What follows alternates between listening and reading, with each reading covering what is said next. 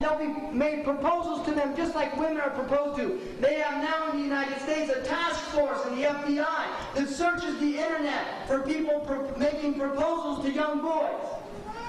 It's on the internet now. Pedophiles that search the internet for young boys and then they try to get them to come meet them and do.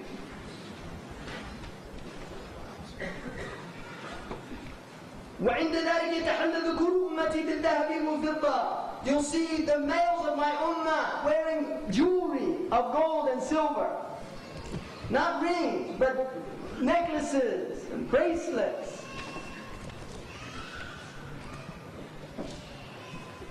ويتخذون جلود النمور صفافا عند ذلك يأتي من المشرق والمغرب. Listen very closely.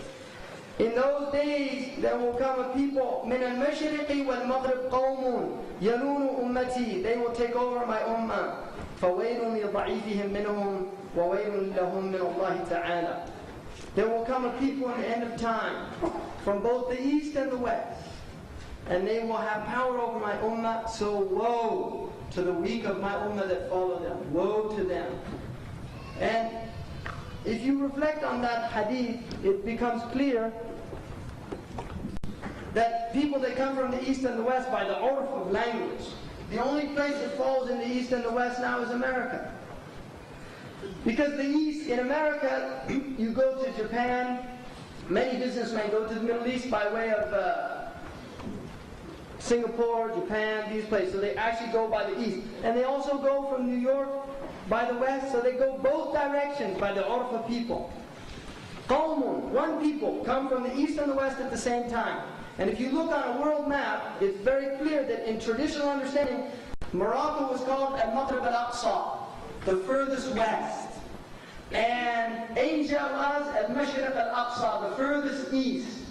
And they didn't have any idea of something beyond that until we discovered America, and now we have something that falls between the east and the west. What's west of America is the east, and what's east of America is the west. Now, those are the lesser signs. And there are many, many more. People will walk in the marketplaces with their thighs fully exposed, wearing shorts. There are hadith, يُكَلِّمُ الرَّجُلُ فَخِذُهُ. A man's thigh will speak to him. And the Arabs, Allahu A'lam, one of the meaning, the Arabs use something to describe something connected to it. Many people now carry their phones on their thighs. They carry their beepers on their thighs. The Prophet ﷺ said, يُكَلِّمُ الرَّجُلُ شَرَاكُ نَعْلِهِ, the strap of his sandal. But sharaku na'al is also, this is sharaku na'al. In the Arabic language, if you say this much, it means sharaku na'al. Shibr is this much, sharaku na'al is this much. And people who tell somebody to call them, they make this sign like that. You go like that. That's sharaku na'al, like that. And also, if you look at the phone itself, it's in the shape of the thong of a sandal, getting thinner and thinner. Allahu A'lam, it doesn't mean that that's the meaning of the hadith, because it could very well be that somebody will, and there already are phones made out of shoes. In America, you can buy shoe phones. Literally, I'm telling you, you can buy a phone in a design of a shoe in the stores for ikhtiraf al-ahwa, people that like to diversify their design. Now, some things about the Dajjal. Well, I'm going to do the slides now. If maybe the lights could go down. Can I have the first slide? The lights have to go off. Yeah, he said he got somebody down there. I just want to give an example on this. One of the meanings in Arabic of Dajjal, and I'm a Sunni Muslim, and I believe in the outward of the hadith. I don't like to make interpretation. I mean, I don't have the authority to do that. But I believe in the outward of the hadith, and so I don't think that the Dajjal, in its ultimate manifestation, is a system, although I think that there is a Dajjalic system. In other words, there is a human being who is a Dajjal. But there's also a system and there's a land, and I'll show that in a second, of the Dajjal.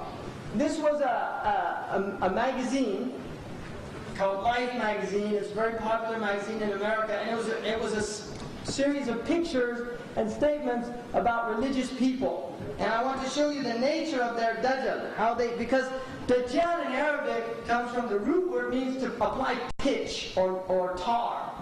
And it's very interesting that in America we have a colloquialism. I don't know if they use it here, but they say the pitch man. And the reason they use that colloquialism is because medicine men used to sell tar to treat all your ailments when they discovered oil. In fact, Rockefeller was a pitchman originally. He used to sell tar. And so they used the pitchman as a con man, a confidence man.